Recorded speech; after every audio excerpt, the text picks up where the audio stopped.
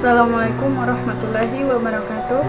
Saya Dea Oktaviani, NIM A221-19009, Program Studi Pendidikan Biologi, Fakultas Keguruan dan Ilmu Pendidikan di Universitas Tadulako. Video ini merupakan salah satu tugas mata kuliah limnologi. Adapun dosen pengampu yaitu Bapak Abdul Rauf, SPD MPD, dan Ibu Raya Agni, SPD MPD. Jadi, judul materi ini mengaplikasikan konsep dan teori limnologi. Nah, yang pertama, apa yang dimaksud dengan limnologi? Limnologi didefinisikan sebagai ilmu yang mempelajari berbagai masalah berkenaan dengan perairan tawar.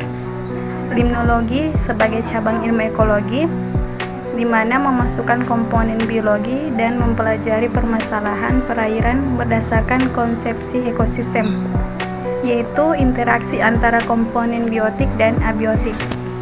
Limnologi adalah ilmu yang mempelajari produktivitas perairan tawar dalam segala segi dan aspeknya. Limnologi juga menjelaskan tentang kehidupan di dalam ekosistem perairan darat dan bagaimana memanfaatkan dan mengoptimalkan potensi perairan darat secara berkelanjutan namun tetap menjaga kelestarian ekosistem tersebut.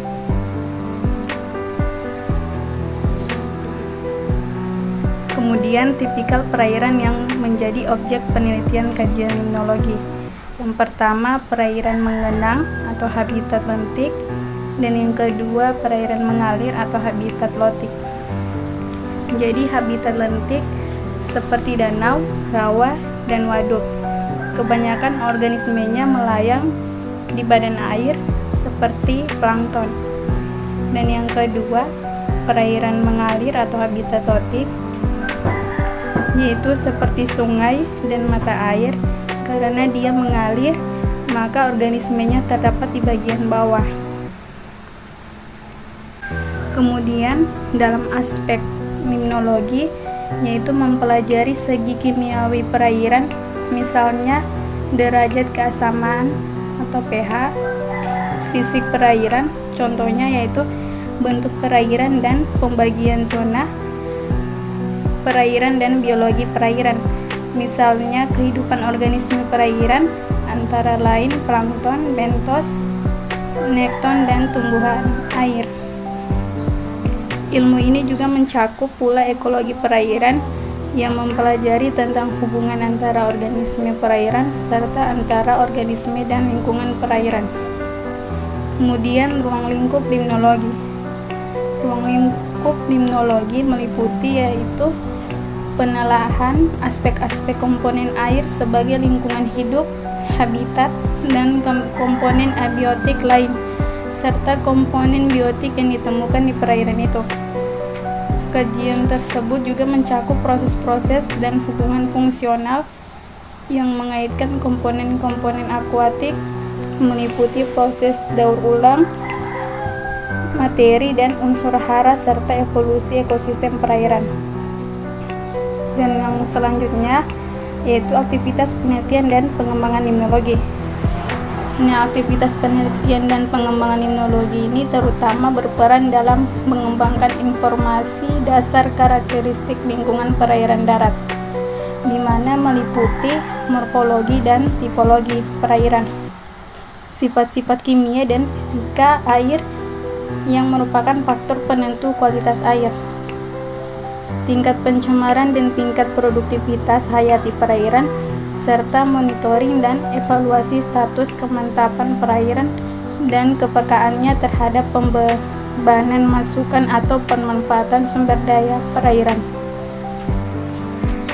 Dan yang terakhir yaitu praktek limnologi di lapangan.